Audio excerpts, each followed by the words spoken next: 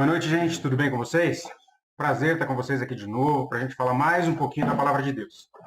Queria agradecer a presença de todos vocês, de vocês que estão vendo agora, de vocês que vão ver esse vídeo no futuro. Queria pedir a você que está vendo agora que não esqueça de compartilhar, que não esqueça de mandar para alguém, que não esqueça de ajudar a gente a divulgar a Palavra de Deus, ok? Depois que terminar essa live, eu vou postar esse vídeo também lá no canal no YouTube e mando mando os links para vocês lá no nosso grupo, tá bom? Gente, nós vamos falar um pouquinho mais hoje a respeito do que aconteceu em Jerusalém quando Esdras e Neemias voltaram do cativeiro da Babilônia. E hoje nós vamos falar a respeito de uma coisa muito legal. Nós vamos falar a respeito do ensino da palavra de Deus que aconteceu por Esdras lá em Jerusalém, tá bom? Antes de tudo, vamos orar, vamos pedir a bênção do Senhor sobre a nossa vida. Senhor Deus, Pai eterno, querido e amado, na Tua presença nós estamos e queremos Te glorificar, ó Deus, queremos Te engrandecer, porque Tu és o nosso Deus. Tu nos dá a oportunidade, Senhor, os recursos necessários para, mesmo em momentos de tanta dificuldade, não deixarmos de divulgar a Tua palavra, não deixarmos de propagar o Teu reino, não deixarmos de propagar o Teu evangelho, Senhor. Então, no nome santo de Jesus, eu Te agradeço por isso. Quero clamar, ó Deus, para que o Senhor esteja agindo na minha vida, para que o Senhor esteja agindo na vida de cada um desses que está vendo esse vídeo agora, na vida de cada um desses que vai ver esse vídeo no futuro, que o Teu poder se manifeste, que a Tua graça se manifeste, que o Teu amor se manifeste, ó Deus, e que Tu sejas o nosso Deus em todo o tempo. Nós nos colocamos diante de Ti e pedimos, Pai, tenha liberdade em nós, age em nós com a Tua palavra, que a Tua palavra possa ser aplicada nas nossas vidas, que a Tua palavra possa ser aplicada nos nossos corações, que a Tua palavra possa fazer diferença em nós, ó Deus. Por isso nós nos colocamos diante de Ti, nos colocamos prontos a ouvir de Ti. Ó Senhor. Fala conosco, Deus, eu te peço, no nome santo de Jesus. Amém. Amém, Senhor. Bom, gente, vamos lá, né? Hoje nós vamos falar um pouquinho a respeito do que aconteceu quando Esdras foi até Jerusalém para ensinar a palavra. A gente estava vendo aqui, falamos já um bocado de tempo a respeito da reconstrução dos muros, a respeito da reconstrução do templo, falamos a respeito de tudo que Neemias enfrentou com os inimigos, falamos a respeito de como ele venceu os inimigos, e agora a gente vai para uma nova fase, agora a gente vai para um novo tempo dessa restauração, que não é apenas uma restauração física de Israel, não é apenas uma restauração física de Jerusalém, mas é uma restauração também espiritual. E talvez essa seja, talvez não, com certeza essa é a mais importante, essa restauração da comunhão do povo judeu com Deus. Essa é a maior restauração que pode haver, ok? O nosso versículo-chave está em Hebreus capítulo 6, versículo 5, a parte A, que diz que provaram a boa palavra de Deus, ok? Na NVI, a tradução é um pouquinho diferente, diz experimentaram a bondade da palavra de Deus. Que nós possamos ter isso na nossa mente, que nós possamos ter isso no nosso coração em todo o tempo, em que não há coisa melhor, não há nada mais importante, não há nada melhor do que a bondade da palavra de Deus nas nossas vidas. Amém? Que nós possamos encarar esse tempo que vamos estar estudando aqui, esse tempo que vamos estar falando, com esse espírito, de que a palavra de Deus só nos faz bem, de que a palavra de Deus só nos traz bem, de que a palavra de Deus só faz com que nós sejamos pessoas melhores. A palavra de Deus só faz com que nós tenhamos uma vida melhor, com que a gente consiga se livrar de tantos problemas, com que a gente consiga se livrar de tantas angústias, com que a gente consiga se livrar de tanto sofrimento, de tanta decepção, de tanta dor. Por quê? Porque a palavra de Deus nos ensina, porque a palavra de Deus nos faz ser pessoas melhores. E é esse o desejo de Deus. Lembrando lá em Romanos capítulo 8, versículo 38, que todas as coisas cooperam para o bem daqueles que amam a Deus, mas para o propósito de Deus. E logo em seguida a gente vê que o propósito de Deus é que nós sejamos pessoas melhores, que nós sejamos como o nosso irmão mais velho, como Jesus Cristo. Esse é o nosso melhor bem. E é a palavra de Deus quem faz isso em nós. Ok? Porque a palavra de Deus, ela é semelhante a uma espada afiada. Ela é poderosa e penetrante. A própria Bíblia diz, né, que ela é mais poderosa que qualquer espada de dois gumes, que penetra até a divisão da alma e do espírito, das juntas e medulas. E quando a gente vê a Bíblia dizendo isso para nós, nós podemos entender que, de verdade, ela nos revela quem nós somos. Ela penetra profundamente no nosso ser, ela penetra profundamente na nossa alma, no nosso espírito, na nossa mente, e nós podemos muitas vezes, através da revelação da palavra de Deus, compreender verdadeiramente quem nós somos. Quem nós somos, quem Deus é para nós, quem nós somos no reino de Deus. Talvez a coisa mais difícil de acontecer e a coisa mais importante é a gente saber que quem nós somos em Deus. Vamos ver aqui alguns versículos a respeito da palavra de Deus, para que a gente tenha a mais absoluta certeza de que essa palavra verdadeiramente vale a pena ser estudada, ok? Começando por 2 Pedro capítulo 1, versículos 16 até o 21. A palavra de Deus é inspirada. Nos diz assim a Bíblia: de fato, não seguimos fábulas engenhosamente inventadas quando falamos a vocês a respeito do poder e da vinda de nosso Senhor Jesus Cristo. Ao contrário, nós fomos testemunhas oculares da sua majestade, o apóstolo Pedro falando, né? Ele recebeu honra e glória da parte de Deus Pai, quando da suprema glória lhe foi dirigida a voz que disse: esse é o meu filho amado, em quem me agrado, ou em quem me comprazo, né? Em quem tenho prazer, dependendo da tradução aí. Nós mesmos ouvimos essa voz vinda dos céus, quando estávamos com ele no Monte Santo. Assim temos ainda mais firmes a palavra dos profetas. E vocês farão bem se a ela prestarem atenção, como uma candeia que brilha em lugar escuro, até que o dia clareie e a estrela da alva nasça no coração de vocês. O apóstolo Pedro, está nos dizendo aqui que nós precisamos atentar a essa palavra, que nós precisamos dar ouvidos à palavra do Senhor, como uma luz que nos ilumina até que o dia clareie, até que o próprio Senhor Jesus Cristo venha e se revele a nós, até o dia da grande volta dele. Antes de mais nada, saibam que nenhuma profecia da Escritura provém de interpretação pessoal, pois jamais a profecia teve origem na vontade humana, mas homens falaram da parte de Deus, impelidos pelo Espírito Santo. Queridos, esses versículos da segunda epístola de Pedro nos revelam verdadeiramente que nós podemos até nos enganar quando damos uma aula, nós podemos até nos enganar quando fazemos uma pregação, nós podemos nos enganar quando falamos a alguém a respeito de Jesus, nós podemos até nos enganar porque nós não somos perfeitos e não conhecemos tudo. Mas a Bíblia, a palavra escrita de Deus, essa não se engana. Nada do que lá foi escrito por vontade humana, mas homens inspirados por Deus cumpriram a ordem dele e registraram a palavra dele. A palavra escrita é com certeza de Deus. Por isso falamos até semana passada que qualquer profecia, louvor, pregação, mensagem, estudo, palavra durante um evangelismo, qualquer uma dessas palavras ditas por pessoas humanas, assim como eu e você, ela precisa ser confrontada com a palavra de Deus. E dessa maneira será aprovada ou reprovada. Não a pessoa que a deu, mas a palavra que é dita, ok? Porque a palavra escrita de Deus, a palavra escrita na Bíblia, essa é inerrante. Essa é a que Deus colocou como regra de fé e conduta para todos aqueles que nele creem. Certo?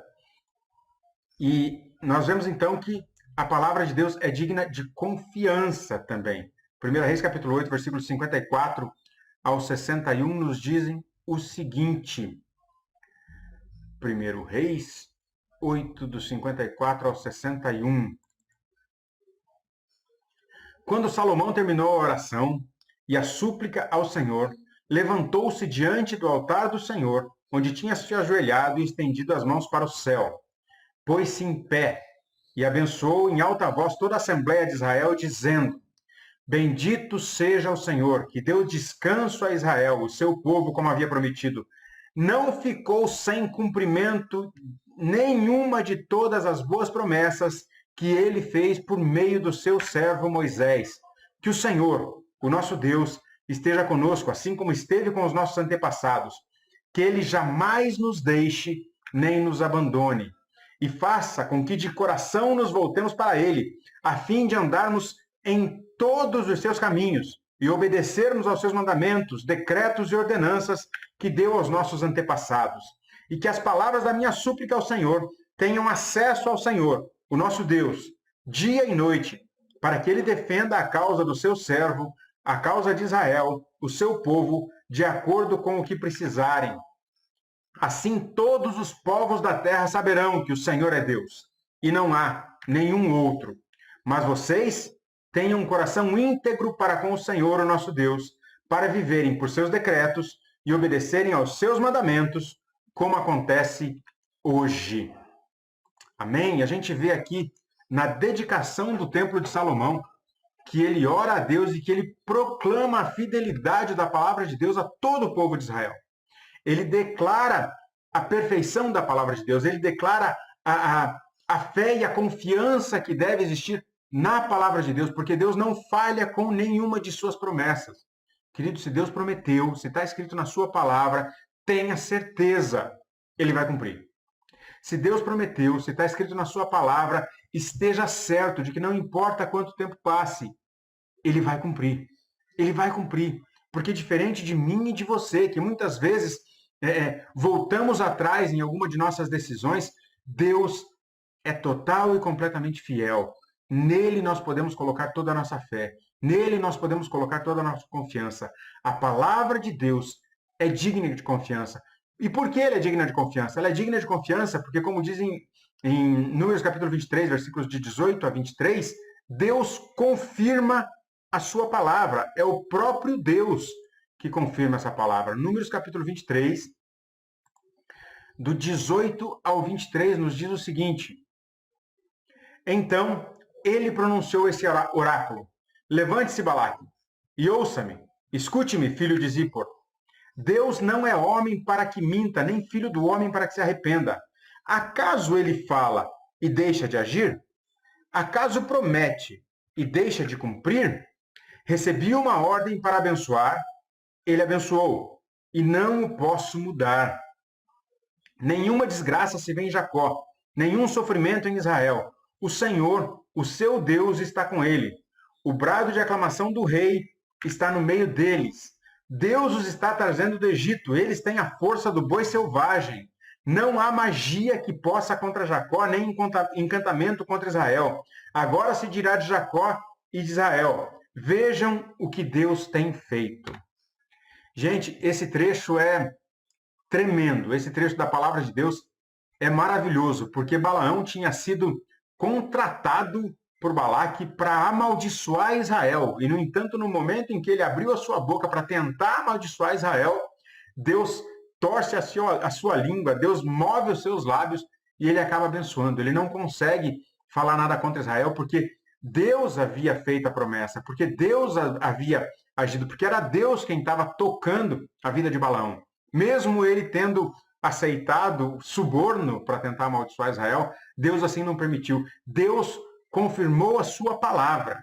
Deus agiu de maneira perfeita, de maneira correta, como sempre faz. Não existe modo algum de Deus prometer e deixar de cumprir. Não existe modo algum de Deus dizer que vai agir e não agir. A palavra de Deus é perfeita e fiel. Por causa disso, o Salmo 119 diz que a palavra de Deus deve ser lembrada. Salmo 119, do 97 até o 104. Nós vamos ler aqui juntos. Só um minutinho, estou achando. Salmo 119, do 97 até o 104. Nos diz o seguinte a palavra de Deus. Preste atenção aí. Como eu amo a tua lei, medito nela o dia inteiro. Os teus mandamentos me tornam mais sábio que os meus inimigos, porquanto estão sempre comigo.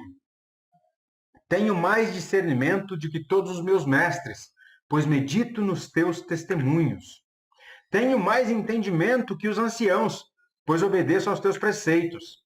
Afasta os pés de todo o caminho mau para obedecer a tua palavra. Não me afasto das tuas ordenanças, pois tu mesmo me ensinas. Como são doces para o meu paladar as tuas palavras, mais que o mel para a minha boca. Ganho entendimento por meio dos teus preceitos. Por isso, odeio todo o caminho de falsidade. Meus queridos, de verdade o salmista Davi nos dá uma série de conselhos tremendamente valiosos aqui a respeito da palavra de Deus e a respeito de como ela deve interferir, de como ela deve atuar, de como nós devemos permitir que a palavra de Deus modifique nossas vidas, né? Ele fala a respeito dos preceitos de Deus, da palavra de Deus, e mostra que é essa palavra que traz sabedoria, que é essa palavra que traz um viver melhor, que é essa palavra que traz o fato de ser uma pessoa melhor, é essa palavra que corrige, é essa palavra que consola, é essa palavra que garante a salvação, é essa palavra que nos torna mais parecidos com Cristo, é essa palavra que nos faz mais sábios, não porque tenhamos em nós mesmos sabedoria, mas porque utilizamos a sabedoria do próprio Deus que está contida na sua palavra. É tremendo isso. É tremendo a gente entender o quanto a palavra de Deus pode fazer diferença na minha e na tua vida. É tremendo a gente entender o quanto a palavra de Deus pode modificar situações. É tremendo a gente entender o quanto a palavra de Deus pode nos livrar de caminhos de morte. É tremendo a gente entender o quanto a palavra de Deus pode nos livrar de maldições. É tremendo a gente entender o quanto a palavra de Deus pode modificar o nosso pranto e nos tornar em festa, pode modificar a nossa tristeza e fazer de nós pessoas alegres.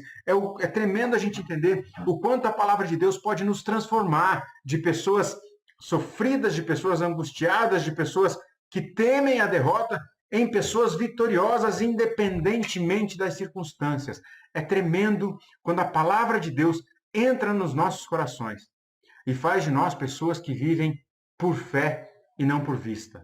É tremendo quando ouvimos a palavra de Deus e a nossa fé é acrescentada. A fé vem pelo ouvir, e ouvir da palavra de Deus. É maravilhoso a gente entender isso e poder buscar essa palavra para que sejamos verdadeiramente cristãos melhores, para que sejamos verdadeiramente pessoas melhores. Isso é do Senhor. E não há nada que pague esse acesso que temos à palavra de Deus e ao Espírito Santo de Deus ministrando essa palavra nos nossos corações. Mas também a palavra de Deus mostra que ela mesma não é única e exclusivamente para nós. A palavra de Deus deve ser semeada, a palavra de Deus deve ser espalhada. É por isso que nós estamos aqui, é por isso que nós fazemos as lives nas terças-feiras, é por isso que nós não deixamos de maneira nenhuma de usar qualquer instrumento que nos seja permitido para semear a palavra de Deus. 2 Coríntios capítulo 9, versículos do 9 ao 15, nos diz o seguinte, gente, vamos lá, 2 Coríntios 9, 9, como está escrito, distribuiu, deu bens aos necessitados, a sua justiça dura para sempre. Aquele que supre a semente ao que semeia e o pão ao que come, também lhe suprirá e multiplicará a semente e fará crescer os frutos da sua justiça. Vocês serão enriquecidos de todas as formas, para que possam ser generosos em qualquer ocasião.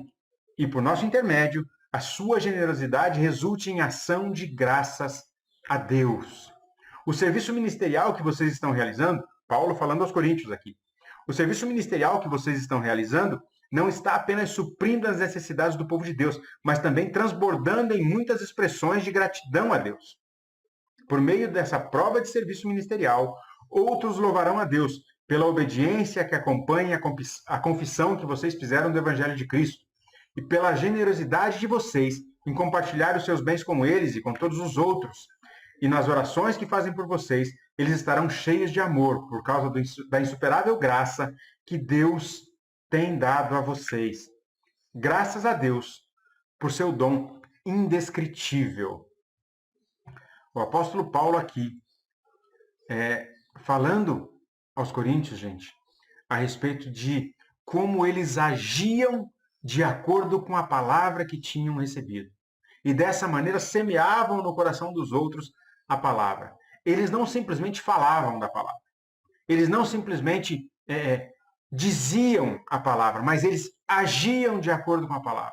Eles agiam de acordo com aquilo que tinham aprendido de Deus. Eles agiam com a generosidade que tinham aprendido de Deus. Eles agiam com desprendimento financeiro, com desprendimento de bens materiais que eles tinham aprendido de Deus. Eles agiam auxiliando aos outros. Eles agiam alimentando a quem tem fome. Eles agiam alimentando não apenas fisicamente, mas também espiritualmente. Eles agiam tocando a emoção, eles agiam tocando o espírito, eles agiam tocando a alma, eles agiam tocando o físico.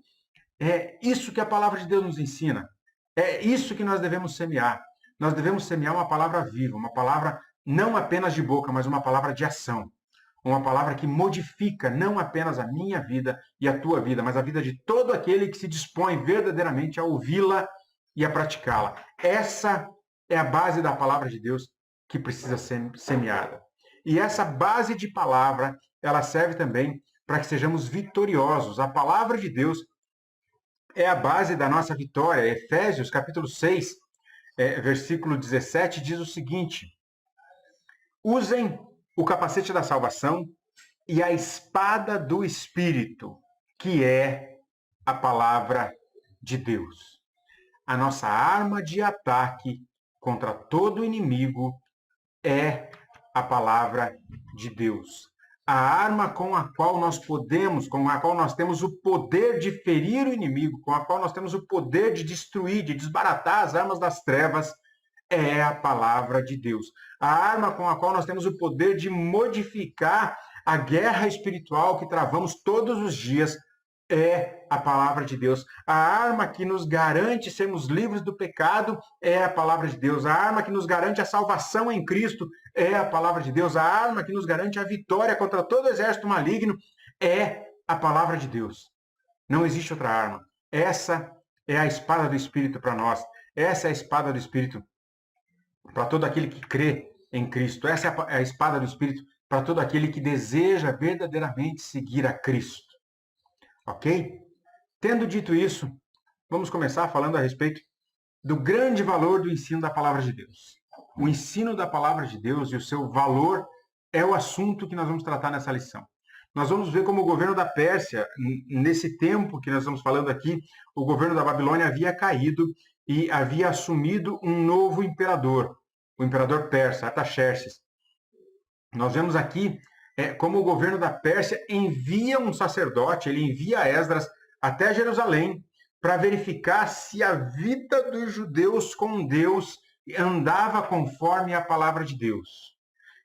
O governador da Pérsia envia um sacerdote judeu até Jerusalém para garantir que os judeus estavam agindo corretamente dentro dos preceitos de Deus.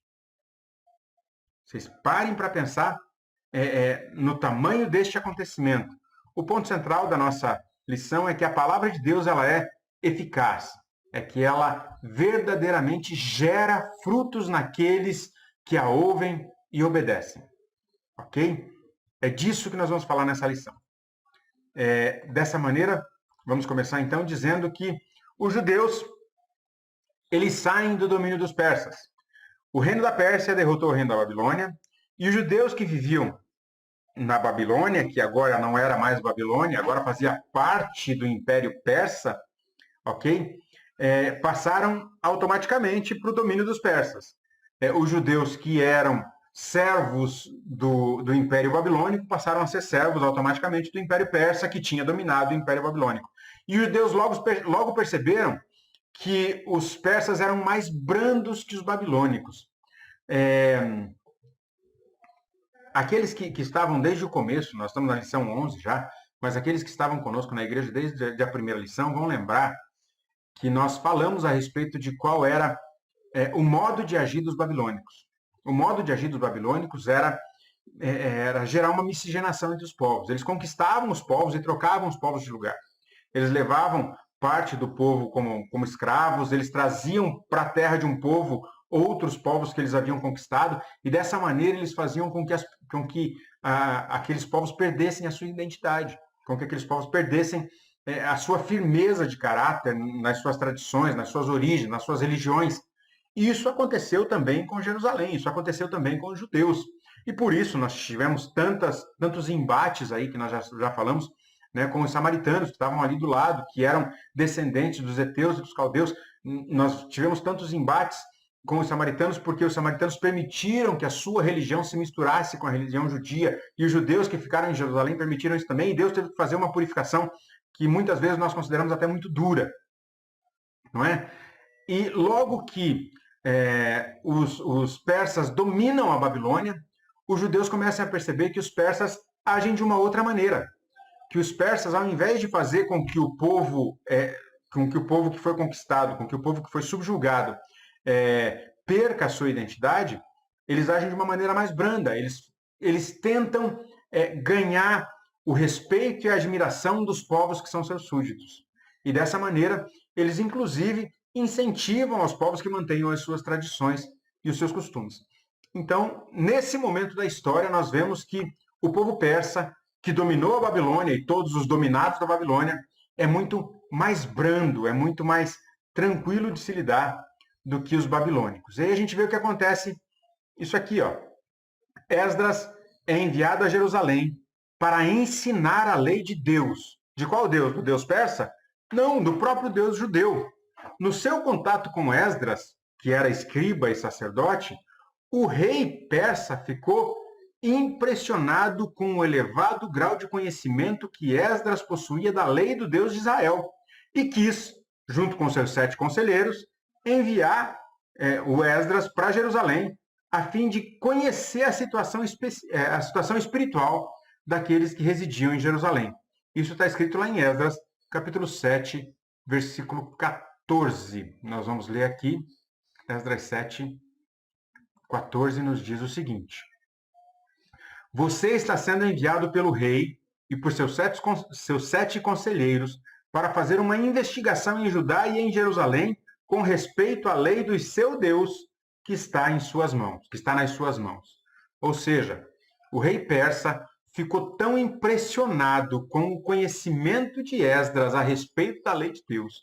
O rei persa ficou tão impressionado com a forma como Esdras sabia explicar essa lei. O rei persa ficou tão impressionado com a forma como Esdras sabia viver essa lei, que ele diz, olha, eu gostei tanto disso que eu vou enviar você ao teu povo, eu vou enviar você a Jerusalém para que você consiga garantir que a situação espiritual daqueles que residem em Jerusalém seja semelhante à sua. É isso que eu desejo. A gente percebe aqui, meus queridos, o quanto uma pessoa que está tomada por esse desejo de ensinar a palavra de Deus, não apenas com palavras, mas tomada por esse desejo de ensinar a palavra de Deus com a sua vida, o quanto essa pessoa é notada, o quanto esses frutos são notados, o quanto essa pessoa é capaz de influenciar o mundo que está ao seu redor. A gente percebe aqui, meus queridos, o quanto Esdras influenciou o rei Artaxerxes. A gente percebe aqui o quanto Esdras influenciou a própria história de Israel. A gente percebe aqui o quanto Esdras foi influente no próprio reino persa. Por quê? Porque ele estava cheio desta vontade de demonstrar a todos, com a sua vida e com as suas palavras, aquilo que ele havia aprendido da lei do Deus de Israel. Talvez a gente precise, talvez não, com certeza, a gente precisa tomar esse exemplo para nós. A gente precisa tomar esse exemplo para nós de maneira a ser cheio de vontade de espalhar a palavra de Deus com o que falamos e da maneira como vivemos.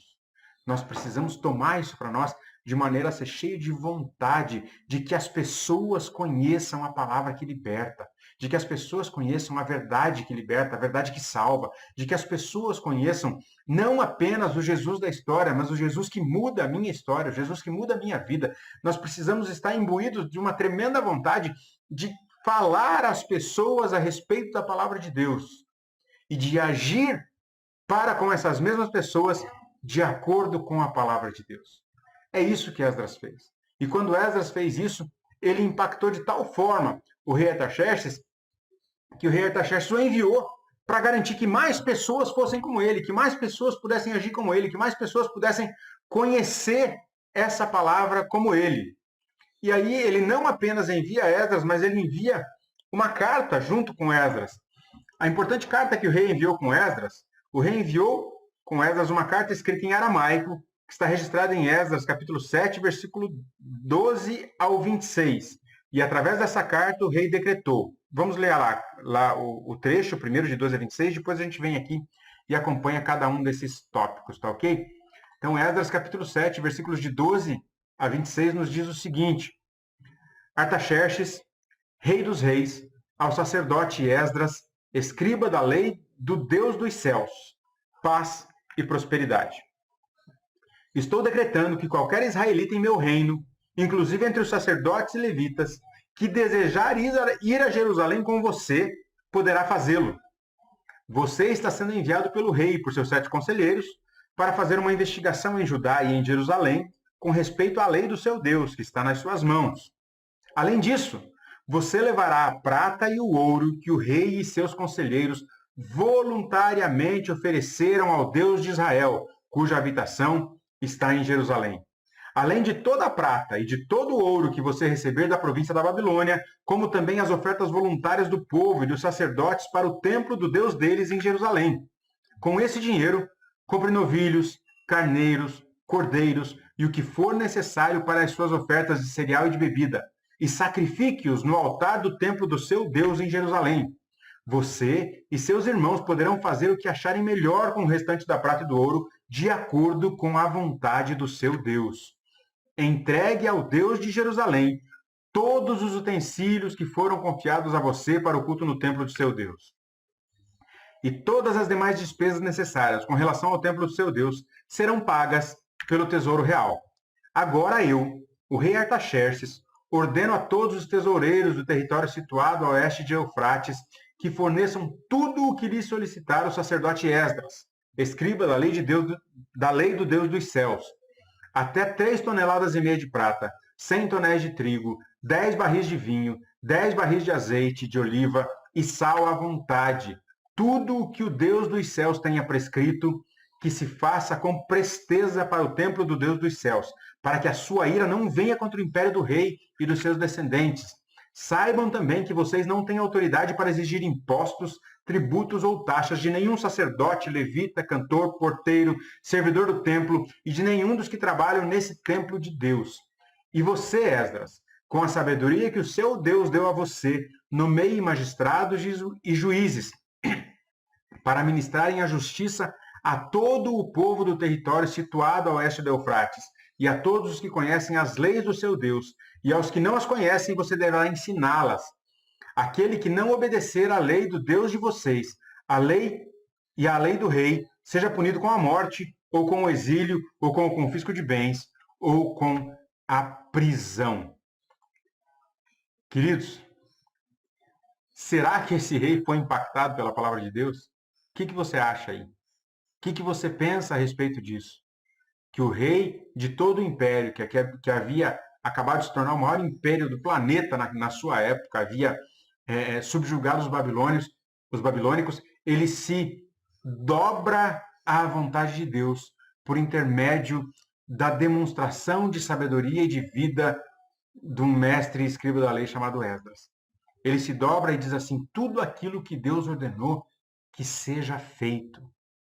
Eu acho que essa carta de Artaxerxes aqui muitas vezes demonstra mais fé do que muitos daqueles que se dizem cristãos hoje em dia. Né? E nós precisamos prestar atenção nisso para que nós entendamos que o que é importante de verdade não é o que eu penso. O que é importante de verdade não é o que eu quero. O que é importante de verdade não é o meu jeito de ser e o meu jeito de fazer justiça. O que é importante de verdade é obedecer o que a palavra de Deus diz. Porque Deus é muito mais sábio do que eu. Porque Deus é muito mais perfeito do que eu. Porque o jeito de pensar e de agir de Deus é muito melhor do que o meu jeito de pensar e agir. Porque o jeito de Deus conduzir a minha vida é muito melhor do que o meu jeito de conduzir a minha vida. Isso foi o que o rei Artaxerxes aprendeu e o que ele ordenou na sua carta que ele enviou com Esdras. Vamos ver aqui, tópico a tópico, como é que foi? Qualquer judeu que assim desejasse poderia acompanhar Esdras a Jerusalém. Lemos isso lá no versículo 12, né, desse capítulo 7. Isso significa que os judeus não eram mais prisioneiros na Babilônia, que por causa desse testemunho e sabedoria na palavra de Deus, demonstrado por Esdras, os judeus ganharam a liberdade de voltar à sua terra. Ele diz também que aqueles que fossem a Jerusalém poderiam levar o ouro e a prata que o rei havia dado, os seus conselheiros havia dado, ou qualquer das pessoas do povo babilônico havia ofertado como oferta voluntária ao povo de Israel. Eles podiam levar isso consigo. Não era necessário que eles mantivessem as riquezas na Babilônia. Eles poderiam levar de volta os utensílios de Deus.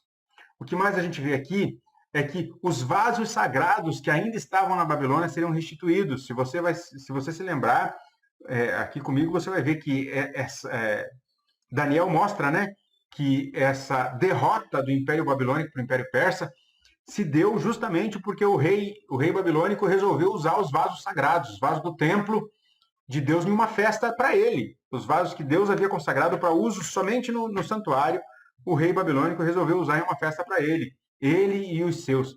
E aí ele acaba perdendo o reino. Deus interfere nisso. Qualquer despesa que eles tivessem seria paga pelo tesouro do rei. Os servidores do templo não pagariam impostos, direitos, tributos, rendas, não haveria qualquer peso sobre eles. Por quê? Porque eles existiam única e exclusivamente para servir ao Deus de Israel. Esdras poderia nomear regentes, juízes, para que a vida eclesiástica viesse a funcionar conforme a lei de Deus. Isso aqui é muito importante, gente. Esdras era muito sábio na palavra. Esdras era uma pessoa que conseguiu influenciar o imperador, né, na sua época, com a sua sabedoria e com o seu jeito de agir. Mas mesmo Esdras não podia fazer tudo sozinho. Mesmo Esdras não tinha capacidade de fazer toda a obra eclesiástica sozinha. Mesmo Esdras não tinha a capacidade de fazer todo o ritual necessário à lei de Deus sozinho. E o imperador dá a ele ordem para que ele estabeleça regentes, para que ele estabeleça juízes, para que ele nomeie os seus auxiliares, para que ele nomeie as pessoas que vão fazer os sacrifícios, para que ele nomeie aqueles que vão ser os escribas da palavra de Deus, para que ele nomeie aqueles que vão ensinar as pessoas, para que ele nomeie aqueles que vão atender. Isso mostra que a própria palavra de Deus nos leva a uma comunhão uns com os outros para obedecer à voz de Deus. Nos leva a uma comunhão uns com os outros para fazer aquilo que Deus exige de nós. Deus não quer que a gente faça nada sozinho. De verdade, eu preciso de você e você precisa de mim. A gente cantou isso tanto tempo, né? E isso é uma coisa tremenda nas nossas vidas. A palavra de Deus mostra que mesmo aqueles que sejam, por mais sábios que sejam, todos nós precisamos sim da palavra e da vontade de Deus sobre nós. Então Esdras deveria nomear aqueles aqueles que iriam lhe ajudar nessa grande empreitada. E Esdras louvou a Deus, porque ele tinha inspirado o rei a fazer tudo isso, estendendo a beneficência do rei a Esdras, ao povo de Israel e a todo o serviço sacerdotal. Ok? Então, esse tópico 1 nos diz o seguinte, gente. O tópico 1 nos diz que Artaxerxes, o rei dos reis, é assim que ele se denomina aqui. E aqui ele não está fazendo uma comparação com Deus, tá ok? Ele está dizendo que ele é o rei que subjugou os outros reinos. Um dos reinos que ele havia subjugado era o reino da Babilônia.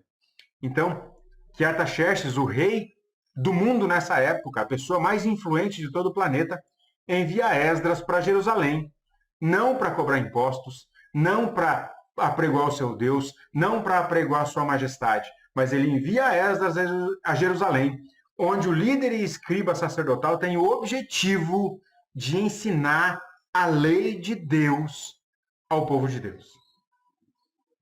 Tem o objetivo de fazer com que a palavra de Deus volte a ser difundida, de fazer com que o povo de Israel volte a ser novamente o povo que serve a Deus e somente a Deus.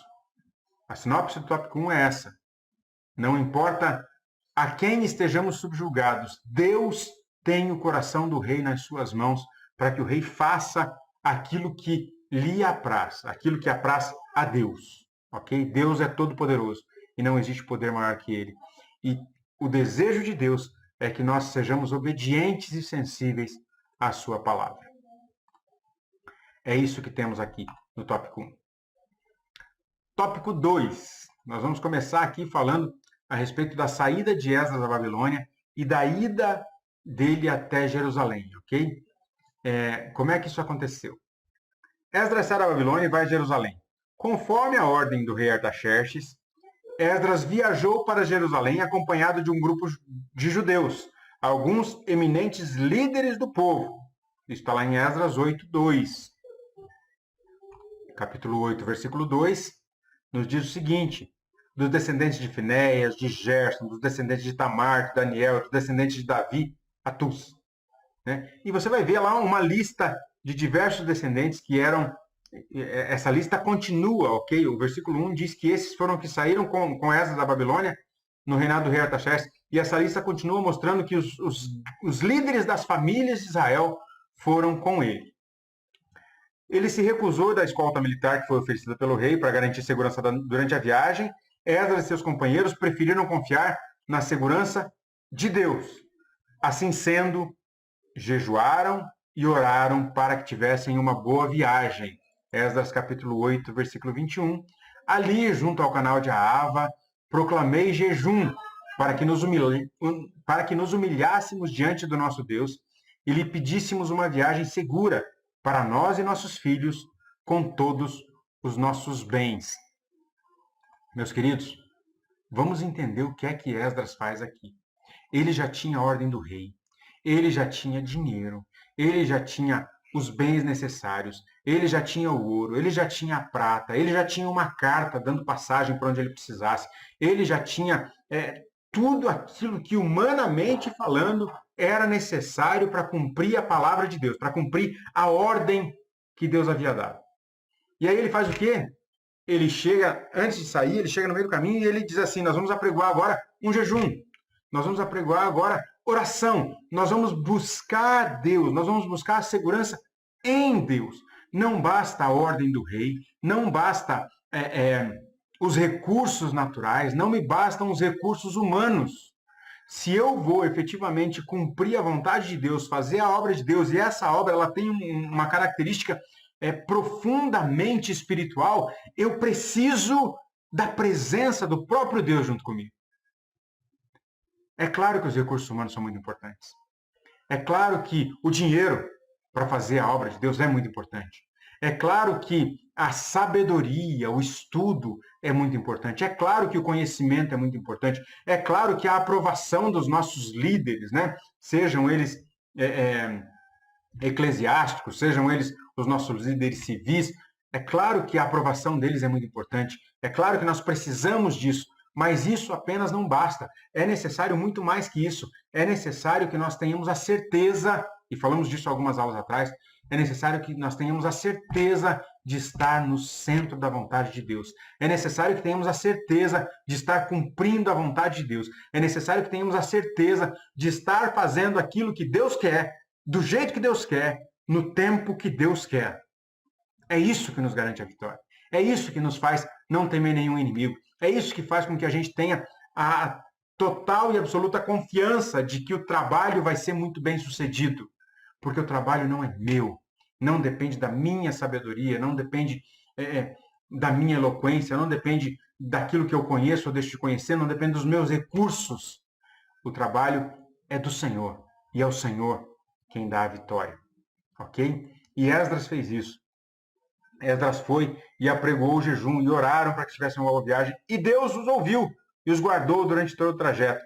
Assim eles chegaram em paz a Jerusalém. E quando eles chegaram lá, eles ofereceram holocaustos. Eles agradeceram a Deus, conforme Esdras capítulo 8, versículo 35, que diz o seguinte: então, os exilados que tinham voltado do cativeiro sacrificaram holocaustos ao Deus de Israel, 12 touros em favor de todo Israel, 96 carneiros, 77 cordeiros, e como oferta pelo pecado, 12 bodes, tudo oferecido como holocausto ao Senhor. Não quero aqui, junto com vocês, discutir as quantidades que foram sacrificadas, ok? Não quero aqui, junto com vocês, discutir o porquê que havia sacrifício de animais nessa época, né? Em outro momento, talvez a gente possa falar disso. Que nessa época, ao invés do sacrifício de Jesus, que foi o sacrifício perfeito, havia um sacrifício imperfeito, que era um sacrifício de animais. Mas o fato que eu quero frisar aqui com vocês é que eles chegaram em segurança, eles pediram essa segurança a Deus, pediram que Deus os levasse a eles e às suas famílias, e aos bens que eles transportavam até Jerusalém, que eles tivessem essa capacidade de chegar lá aptos a falar da palavra de Deus, aptos a cumprir a vontade de Deus, e Deus os abençoou, e eles chegaram em segurança, e quando chegaram lá, eles não se esqueceram em nenhum tempo de agradecer ao Senhor. Pelo contrário, eles reconheceram que o fato de estarem lá era mais um motivo de glória para Deus, era mais um motivo de se dobrar diante de Deus e reconhecer a misericórdia, a bênção e a graça do Senhor sobre a vida deles. Ok? E chegando lá, Esdras encontra quem? Esdras encontra Neemias. Quando Esdras chegou a Jerusalém, ele encontrou Neemias, que vinha sendo o líder espiritual dos judeus em Judá. E posto a par da situação, Neemias uniu-se a Esdras na tarefa para a qual este havia sido enviado. Queridos, eu quero dizer para vocês que o que Esdras fez aqui foi muito importante, muito respeitoso e muito verdadeiro. Ele já tinha a ordem do rei, ele tinha a aprovação de Deus, ele tinha os recursos materiais, ele tinha os recursos necessários, e ele chega lá e encontra o governador daquela região naquele momento, que era Neemias, que estava ensinando dentro das suas possibilidades, do seu conhecimento, dentro das suas capacidades, como aquele povo devia se portar diante de Deus.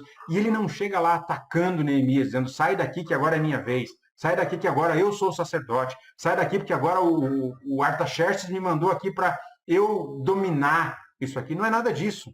Pelo contrário, ele vai e encontra Neemias, coloca Neemias a par da situação, de como foi que o rei o tratou, da benevolência com a qual o rei conduziu o Esdras até lá. E quando Neemias entendeu a situação, Neemias se coloca ao lado de Esdras, para que juntos eles possam executar essa tarefa espiritual. Certo? Nós não temos aqui uma disputa por liderança, nós não temos aqui uma disputa pelo governo, nós não temos aqui uma disputa pela supremacia espiritual de Israel. Nada disso.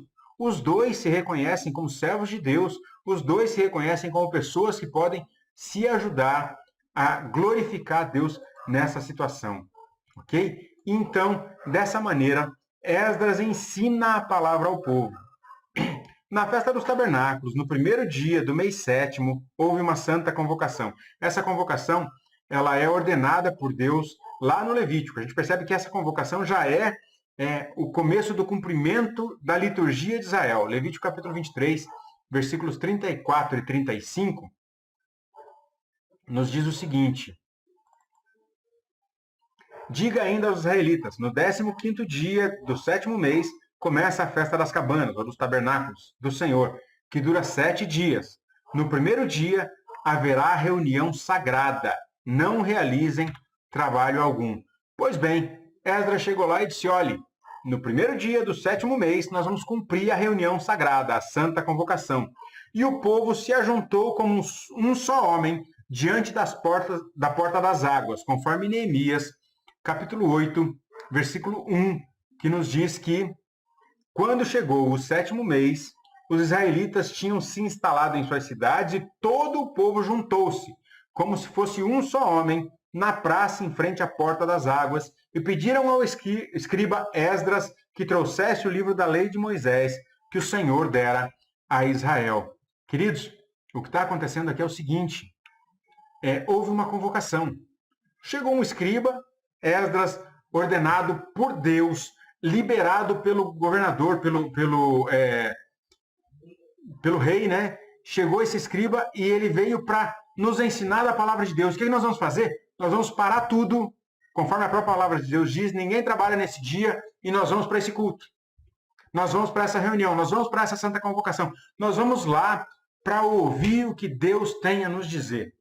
E o povo de Israel obedeceu em peso. Todo o povo, como um só homem, foi até em frente à porta das águas para ouvir o que estava escrito na lei de Deus. E Esdras trouxe o livro da lei. A lei de Deus foi lida ao povo desde a alva, desde o amanhecer até o meio-dia. Havia sido construído um púlpito de madeira para aquele fim, e em pé, ao lado de Esdras, havia um grupo de 13 auxiliares. Lembra que a gente falou lá que Esdras tinha sido orientado a colocar auxiliares junto dele? Esdras capítulo 8, versículo 4, nos mostra que isso aconteceu. O escriba Esdras estava numa plataforma elevada de madeira, construída para a ocasião, e ao seu lado, à direita, estavam Matitias, Sema, Anaías, Urias, Ilquias e Maazéias. E à esquerda estavam Pedaías, Misael, Malquias, Hassum, Rasbadana, Zacarias e Mesulão. Os seus auxiliares estavam naquele lugar. Ainda cooperavam com ele um grupo de levitas. O objetivo era fazer todo o povo entender o que estava sendo lido no livro da lei de Deus. Conforme Esdras 8:8, leram o livro da lei de Deus, interpretando-o e explicando-o, a fim de que o povo entendesse o que estava sendo lido. Gente, nós vemos aqui grande sabedoria dada por Deus a esse homem. Ele sozinho não conseguiria chegar a todo o povo. O povo era um número expressivo de pessoas. E ele estabelece auxiliares e ele coloca os levitas para ajudar, para cooperar nisso, para que todos eles possam entender verdadeiramente o que é que está sendo lido, o que é que ele está lendo no livro da lei que Deus dera a Moisés. Ele começou a ler aqui o Pentateuco, gente. Ele começou a ler aqui Gênesis, Êxodo, Levítico, Números, Deuteronômio. Ele começou a ensinar ao povo quem era Deus, a ensinar ao povo toda a lei que Deus deu a Moisés. Ele começou a falar a respeito dos 10 mandamentos. Ele começou a falar a respeito dos princípios que o povo tinha aprendido no deserto. Quem era esse povo? Esse povo era o povo de Deus, era o povo que tinha vivido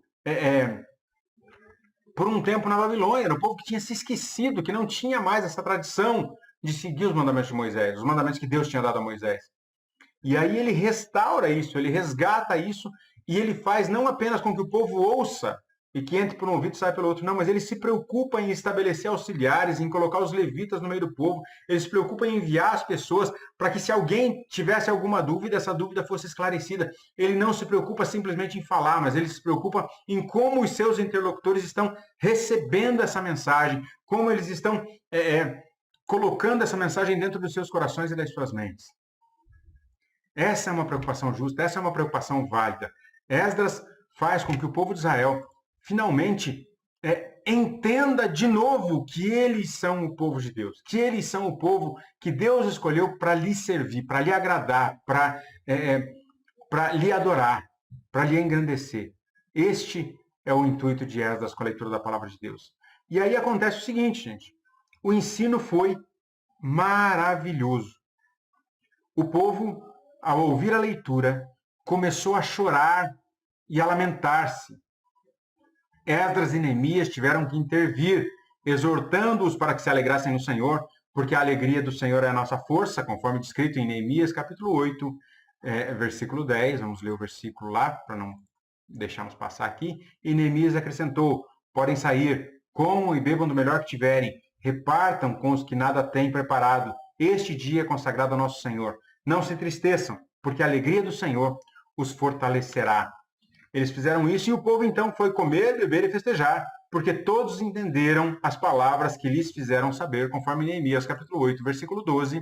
Estes foram os sacerdotes.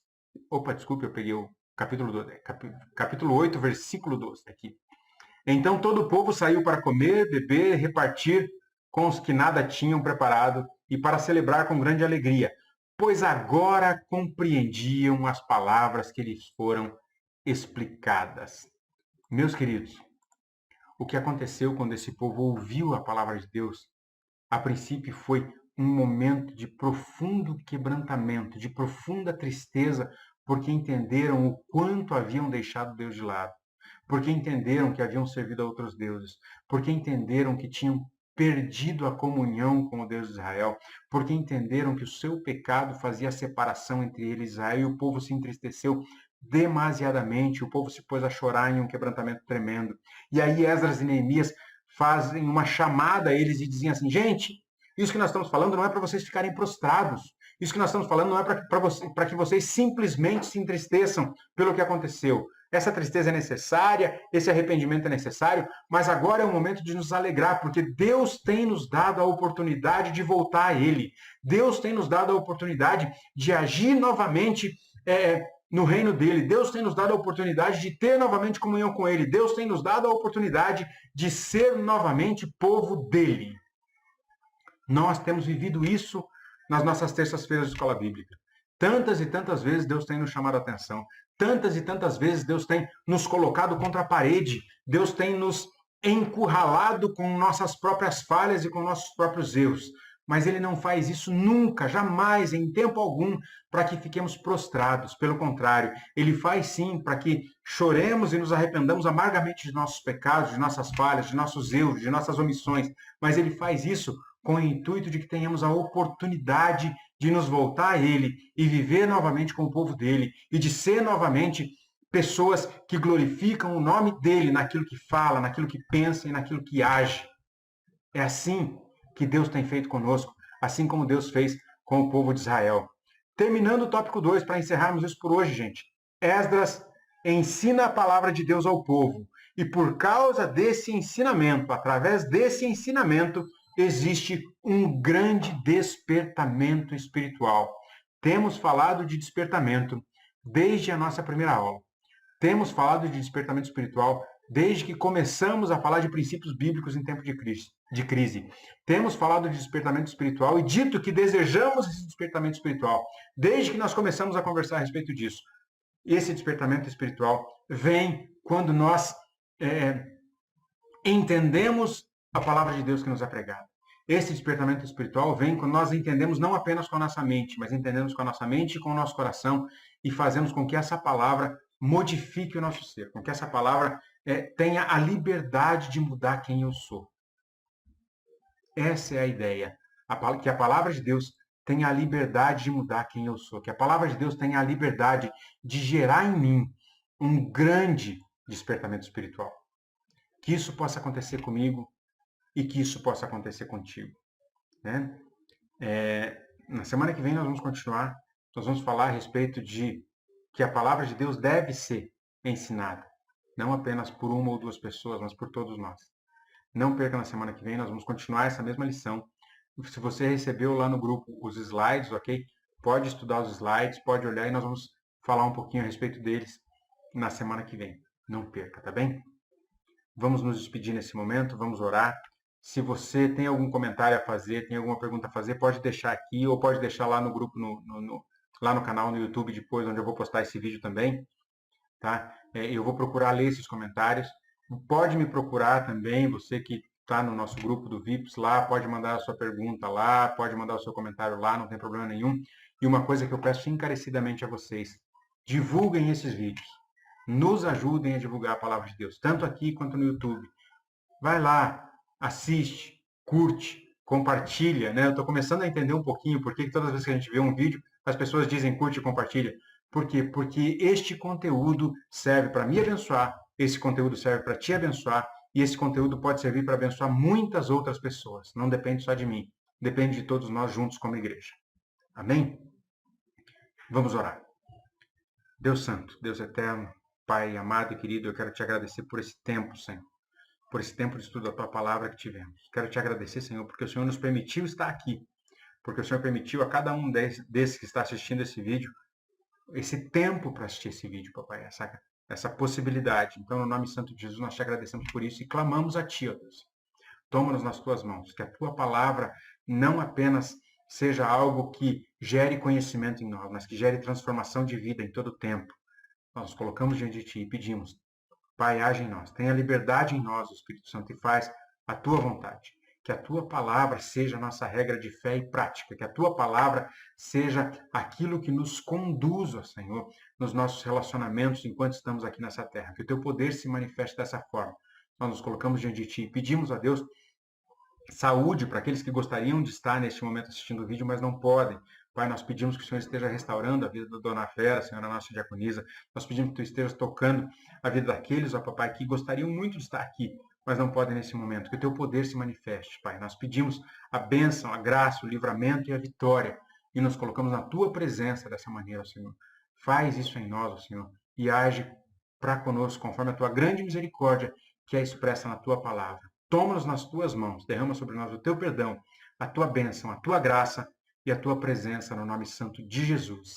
Amém e amém. Coloca aí na tua casa as tuas mãos em posição de receber e que o grande amor de Deus, a graça e a paz de nosso Senhor e Salvador Jesus Cristo e a doce comunhão e consolação do Espírito Santo esteja contigo hoje e sempre no nome santo de Jesus. Fique em paz, que o Senhor te abençoe.